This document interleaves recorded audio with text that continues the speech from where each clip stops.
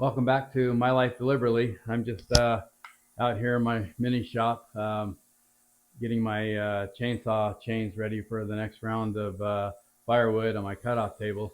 The way I do it, what process seems to work for me, is I take my chains and I run them through the ultrasonic cleaner. This is a Vevor ultrasonic cleaner. I'm not sponsored by Vevor. I just bought this myself. Seems to work really well. I use currently I'm using water and some dishwashing soap, and I set it for 25 minutes. I don't use any heat. I just let it run for the 25 minutes. That seems to do a pretty good job of cleaning them. And then I'm sharpening them on my Vevor sharpener. Vevor did give me this to try out, and I did a video on that earlier, and I'll put a link in the description to that. This seems to work pretty well too. I do like it better than hand filing. I seem to get a lot sharper. So anyway, I've been cutting grass around the property, and about 4 weeks ago, I got an opportunity to use an excavator and a skid steer. So I used the excavator to pull out some stumps around the property. Here's some video of me doing that. I pulled out about a dozen stumps, and then I used the excavator to create 2 small ponds on the property. Nothing big, just something small, but we have a lot of springs on the property, and every year I watch the water run off down into the creek, and I thought it'd be a good idea to try to dig some holes and let them fill up with the spring water before it runs into the creek. So it's kind of an experiment. If it works out long term, I might make a series of small ponds that flow from one to the other.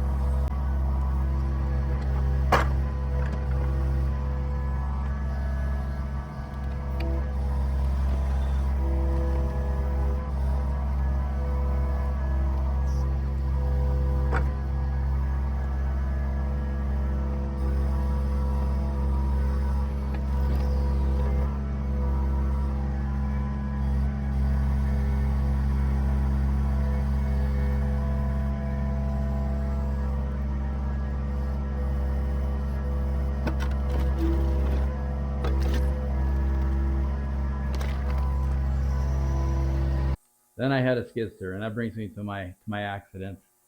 I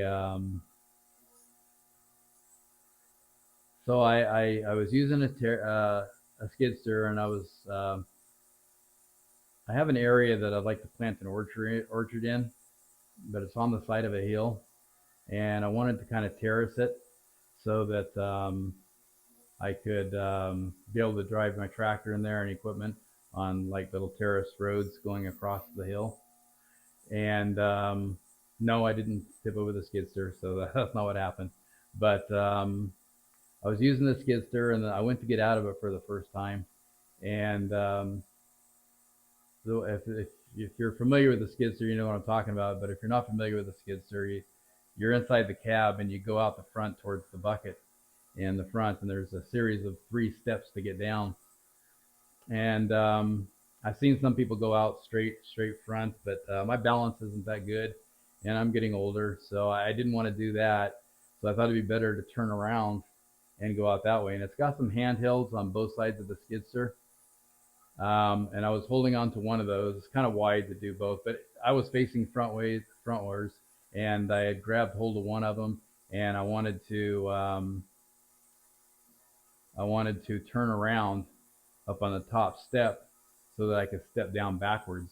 And so in that process of turning around, I only had one hand on the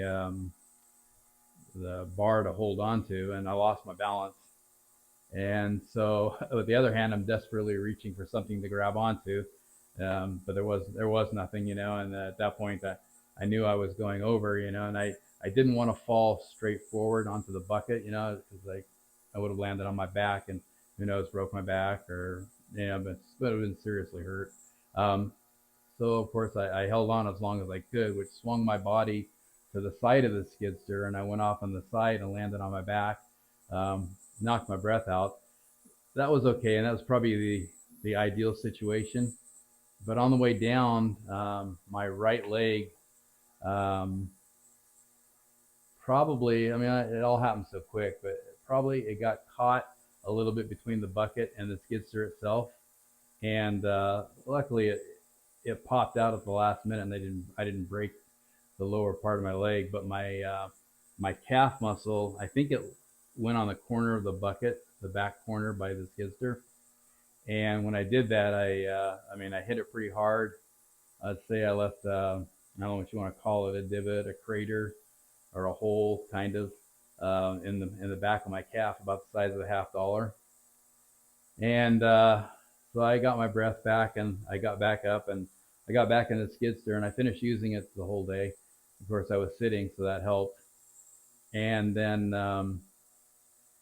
I got out, and for me, the trick getting out of the skid steer was to keep one foot inside the cab, turn around that way, and then step out of the cab and step down. But anyway, I did that, and my leg, of course, started swelling up, and it was a few inches bigger than the other leg.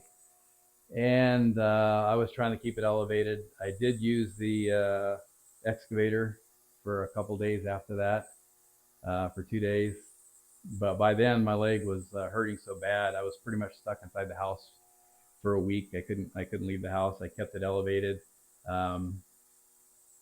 Most of the time, it didn't hurt if I wasn't doing anything with it. But as soon as I tried to sit up or put my foot down from having it elevated, the all the fluid would run down to my leg, and that just it was like it was on fire.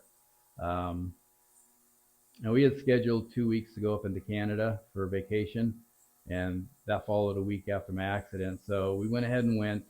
Driving wasn't too hard because I was in a sitting position, um, but I really couldn't walk much. I hobbled around, and the first week we went a few places, and I hobbled around. Um, could only walk a few blocks at the most, and but we had a good time. And then the following week, things started to get better. I was able to, basically every day I was getting better, and I was able to walk a little farther and do a little more. I So we were able to finish out our vacation. I came back here, and I've been just doing little stuff around the property. I haven't really gotten back into my firewood processing, so I'm still at 3 cords. I still need 7 more to go. This kind of put a damper on things. But I am getting better. I'd say I'm 95% back, and I got lucky. It could have been a lot worse. Um, so I lost a little bit of time, but get back into it, and I need to sharpen up all my chainsaws before I can get back to doing that work. So soon I'll start harvesting more of the logs and the sides of the trails and stuff, and start cutting those up in the on the cutoff table. But yeah, just if you're not doing things, um, then you're not going to get hurt. But you got to do stuff, and the opportunity to get hurt is always there. And as I get older, I find that to be more frequent. It takes a little longer to heal. But anyway, that's where I've been. That's what's been going on. Just thought I'd update you guys on that, and I'll keep getting back to it. So the yeah, that's it. I think. So like, share, and subscribe if you would. Appreciate it. Haven't been able to do much lately, but I'm hoping to get a lot more done now that I'm back on my feet. So I will see you guys in the next video. Thanks.